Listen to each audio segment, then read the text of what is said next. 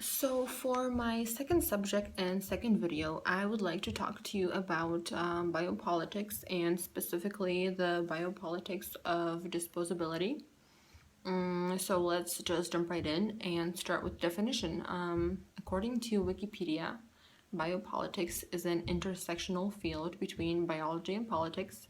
And since I don't think that definition by itself is very informative, I included Michael Foucault's definition. Michael Foucault was a French philosopher and he devised his own definition and even wrote a book about biopolitics. And he described biopolitics as denoting social and political power over life. Foucault's concept of biopolitics is largely derived from his own notion of biopower and the extension of state power over both the physical and political bodies of a population.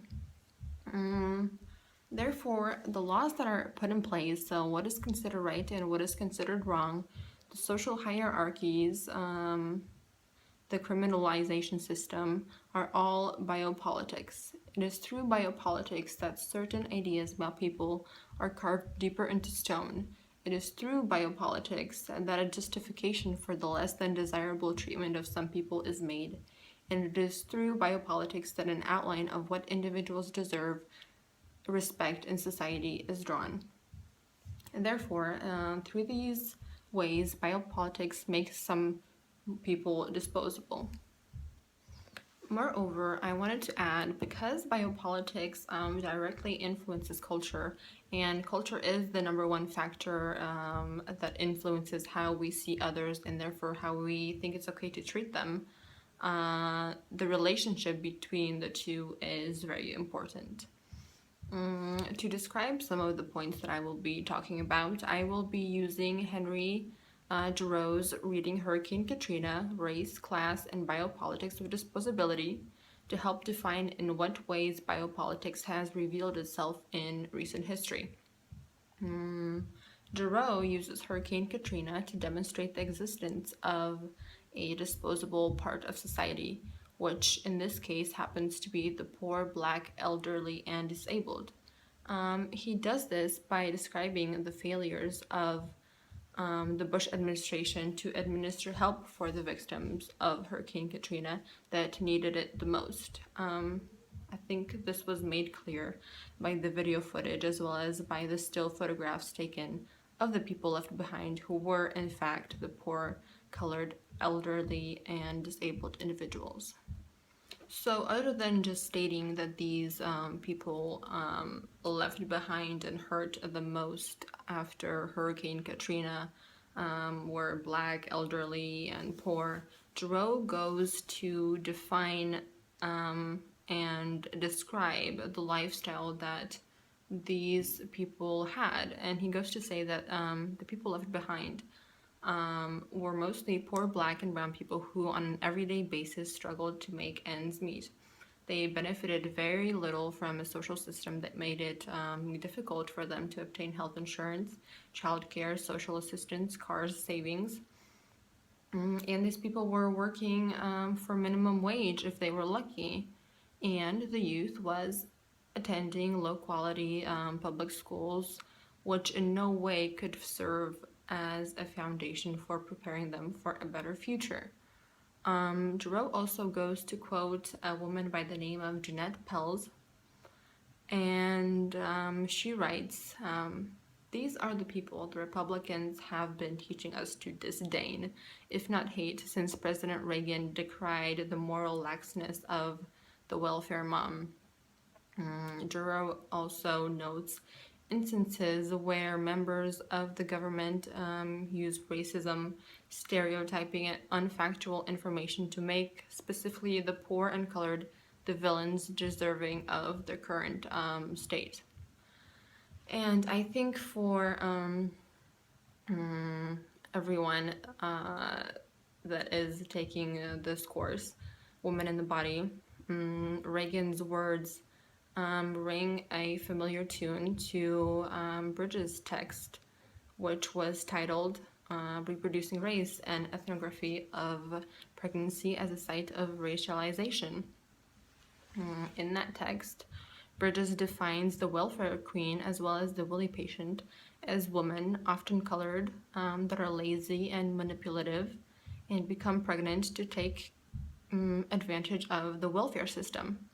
So, my argument is that the creation of these negative representations of certain minorities, in this case, poor, disabled, old, and colored, serve as an explanation and justification of the negative treatment of these groups of individuals and in support of non equal rights.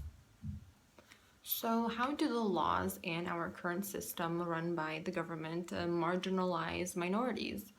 Well, in his text, Giroux talks about specifically what the Bush administration did to further marginalize minorities. And they put in place tax cuts for the rich while stopping or giving less money to the programs that benefited the least fortunate. They reduced health funds for senior citizens. They made cutbacks in funds for low-income people with disabilities. They put in place reduction for childcare and development block grants. They defunded housing for low-income elderly, and they defunded for student aid. And though this is, I guess, a medium-sized list of ways that the law and the government marginalizes minorities, I think this is observable by just looking at the spaces that these minorities inhabit and the quality basically of that space speaks for itself.